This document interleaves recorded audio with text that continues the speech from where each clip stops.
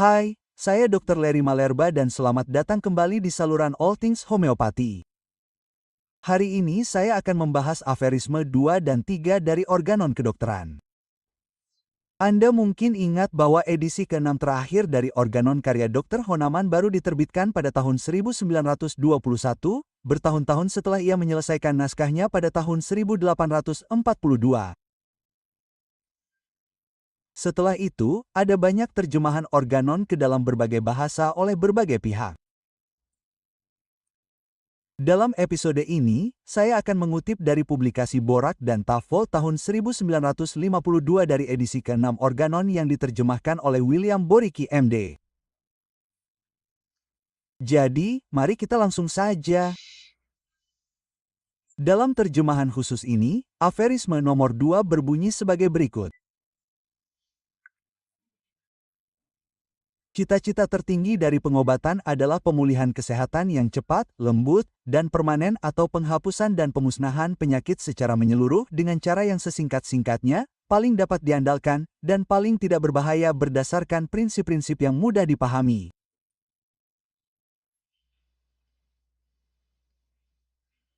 Jadi dalam aforisme 2, Dr. Honaman menjelaskan cita-cita tertinggi dari pengobatan medis yaitu penyembuhan. Istilah penyembuhan di sini tidak boleh dianggap remeh. Versi homeopati dari penyembuhan memiliki arti yang sama sekali berbeda dengan cara penggunaannya dalam pengobatan alifatik. Honaman menegaskan bahwa proses penyembuhan haruslah lembut dan harus mampu memulihkan kesehatan dan bukan sesuatu yang bersifat sementara. Proses ini dimaksudkan untuk bersifat permanen.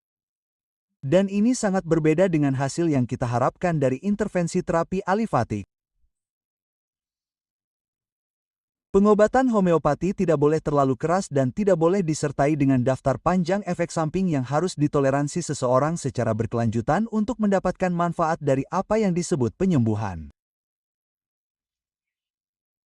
Tentu saja, penyembuhan yang sejati juga harus mampu mengakhiri lingkaran setan gejala-gejala sambil memulihkan vitalitas dan keseimbangan pikiran, tubuh, dan kekuatan vital. Lebih jauh lagi, penyembuhan harus mampu menghilangkan seluruh penyakit secara menyeluruh, bukan hanya satu atau beberapa gejala. Secara teknis, tidak ada yang namanya penyembuhan menyeluruh dalam pengobatan alifatik. Perawatan alifatik bersifat paliotatif atau supresif dan selalu ditujukan pada kondisi lokal tertentu atau serangkaian gejala.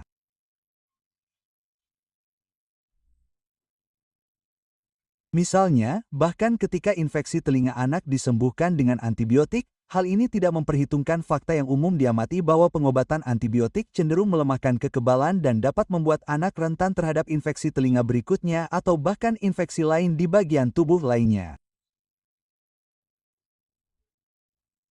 Oleh karena itu, efek bersihnya seringkali adalah melemahnya kesehatan anak secara keseluruhan. Sekarang, saya tahu itu dapat diartikan sebagai rambut bercabang, tetapi saya harus mengakui bahwa saya selalu ragu tentang penggunaan istilah penyembuhan, bahkan dalam kaitannya dengan homeopati. Bagi saya, itu menyiratkan keabadian mutlak selamanya, seolah-olah mengatakan bahwa pasien menjadi sehat dan hidup bahagia selamanya dan tidak pernah sakit lagi, yang jelas merupakan klaim yang tidak realistis. Misalnya, jika seseorang mengalami serangan asam urat secara teratur setiap bulan atau lebih dan kemudian serangan tersebut berhenti setelah pengobatan homeopati, bagaimana kita bisa yakin bahwa mereka tidak akan pernah kembali lagi? Apakah itu sembuh setelah 1 tahun tanpa serangan, 5 tahun? Bagaimana dengan 10 tahun? Secara teknis, kita tidak pernah bisa tahu dengan pasti. Jadi, saya tidak suka menggunakan istilah itu terutama di depan pasien. Lebih jauh lagi, hal itu memproyeksikan rasa percaya diri yang palsu, kesombongan yang angkuh, jika Anda mau. Dan saya rasa hal itu tidak terlalu membantu citra publik homeopati, jika Anda tahu maksud saya. Sayangnya, istilah tersebut cenderung digunakan secara teratur di kalangan homeopati. Dan saya mengerti alasannya, karena tidak ada perbandingan antara apa yang disebut pengobatan alifatik dan pengobatan homeopati. Meskipun demikian, saya lebih suka mengatakan kepada pasien yang bertanya bahwa, ya, kita tidak bisa memastikan, tetapi itu adalah pengobatan yang paling mendekati. Anda mungkin tidak setuju dengan saya, tetapi tidak apa-apa. Saya lebih suka bersikap hati-hati. Sekarang, kembali ke aforisme 2, dokter menyatakan bahwa metode penyembuhan yang benar-benar bermanfaat harus didasarkan pada prinsip-prinsip yang mudah dipahami. Dengan kata lain, metode itu harus didasarkan pada prinsip-prinsip yang dapat dipahami oleh setiap pelajar yang berdedikasi dan penuh perhatian.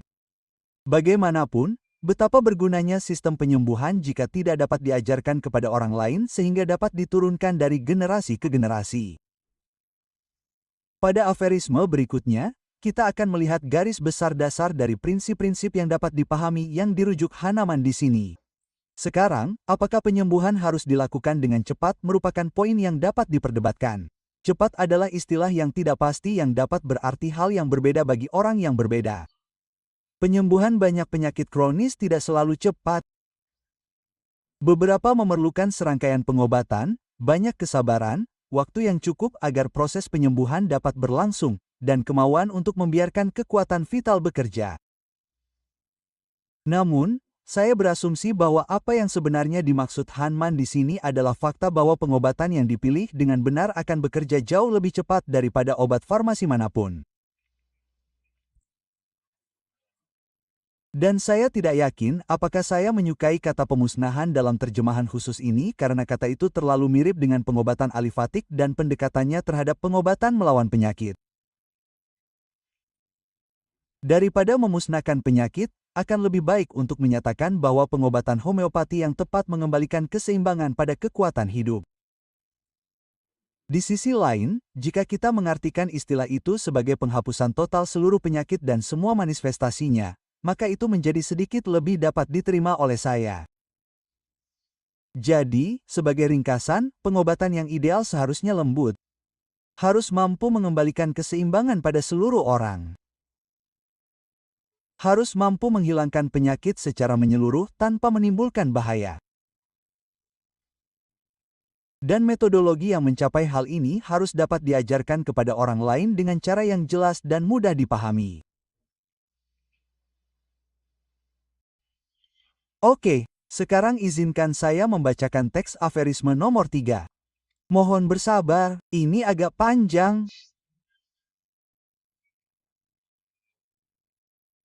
Jika dokter memahami dengan jelas apa yang harus disembuhkan pada penyakit, yaitu, pada setiap kasus penyakit, tanda kurung, pengetahuan tentang indikasi penyakit, jika ia memahami dengan jelas apa yang bersifat kuratif dalam pengobatan, yaitu, pada setiap obat, tanda kurung, pengetahuan tentang kekuatan pengobatan.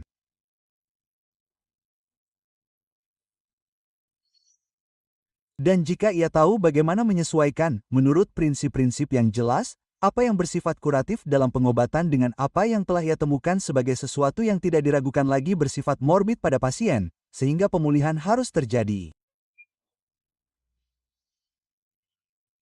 Untuk menyesuaikannya juga sehubungan dengan kesesuaian obat yang paling tepat, menurut cara kerjanya, dengan kasus yang dihadapinya.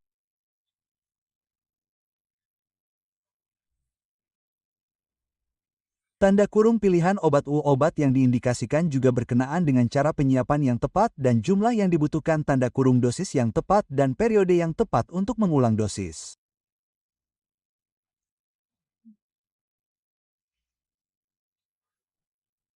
Jika akhirnya ia mengetahui hambatan untuk pemulihan dalam setiap kasus dan menyadari cara menghilangkannya sehingga pemulihan dapat bersifat permanen.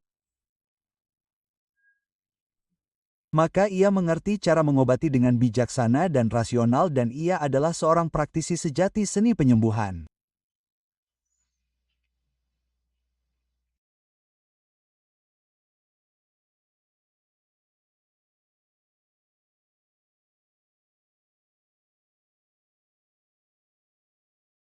Di sini,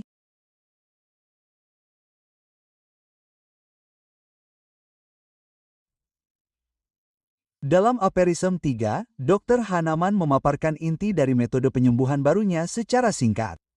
Pertama, seseorang harus mampu memahami apa yang harus disembuhkan dalam penyakit. Nah, ini bukan masalah kecil, kita dapat mengisi banyak sekali volume dengan diskusi tentang topik ini. Sejauh yang saya ketahui, sangatlah ideal untuk dapat memahami penyakit dari perspektif alopatis dan homeopati. Praktisi harus memiliki pengetahuan yang memadai tentang berbagai penyakit dan presentasi serta perkembangannya. Selain itu, seseorang harus menguasai teori homeopati dengan baik agar dapat mengidentifikasi apa yang perlu ditangani pada pasien untuk menghasilkan penyembuhan yang tepat. Lebih spesifiknya, seseorang harus mampu mengidentifikasi hierarki gejala homeopati dan ancaman relatif terhadap kesejahteraan keseluruhan yang ditimbulkannya bagi pasien. Seseorang juga harus memahami nilai relatif dari berbagai jenis gejala agar dapat memilih pengobatan yang paling tepat. Terakhir, seseorang harus mampu membedakan antara gejala umum yang kurang penting dan gejala individual yang lebih berharga. Sekarang, selain pengetahuan tentang penyakit dan bagaimana mereka bermanifestasi secara berbeda pada pasien individu, seseorang juga harus memiliki pemahaman menyeluruh tentang berbagai obat dan indikasi homeopati mereka. Penting untuk mempelajari karakteristik umum dan detail gejala dari setiap pengobatan individu dan juga penting untuk dapat membedakan satu pengobatan dari pengobatan lain dalam materiamatika. Terakhir, dokter harus tahu cara mencocokkan zat obat yang paling cocok dengan pola gejala unik dari kasus yang dihadapinya.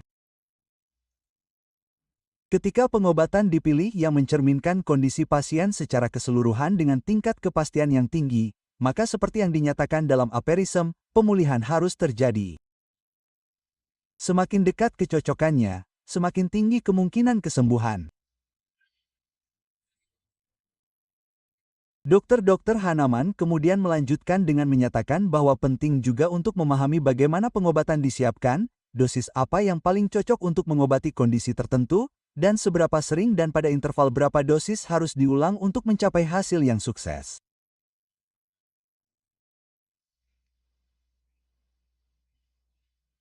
Di bagian terakhir aphorism 3, Dr. Honan merujuk pada hambatan untuk penyembuhan. Penting untuk dapat mengidentifikasi faktor-faktor yang mungkin menghalangi penyembuhan yang sukses. Seseorang harus tahu bagaimana mengambil tindakan atau bagaimana menginstruksikan pasien tentang cara menghilangkan hambatan sehingga tidak akan mengganggu pencapaian hasil yang positif.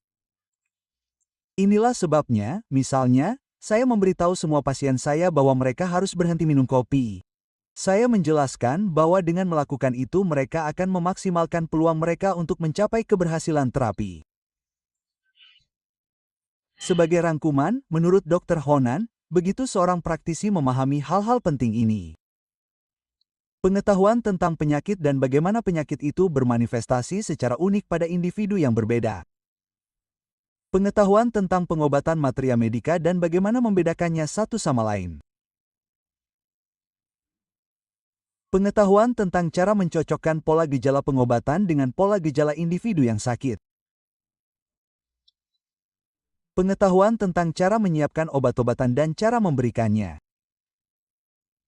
Memberikannya dalam dosis yang tepat pada interval yang tepat dan pengetahuan tentang hambatan untuk menyembuhkan dan cara menghilangkannya. Saat itulah dia dapat disebut sebagai praktisi sejati seni penyembuhan. Baiklah. Saya harap Anda merasa ini bermanfaat. Tidak diragukan lagi beberapa orang akan ingin memperdebatkan beberapa poin penting yang dibuat di sini. Tetapi tidak apa-apa. Kita semua hanya mencoba memahami makna dari instruksi yang ditinggalkan oleh dokter hebat ini untuk kita sejak lama. Terima kasih telah menonton. Pastikan untuk berlangganan dan bagikan dengan teman-teman Anda. Dan saya harap Anda akan menonton lagi episode All Things Homeopati berikutnya. Semoga kekuatan vital menyertai Anda.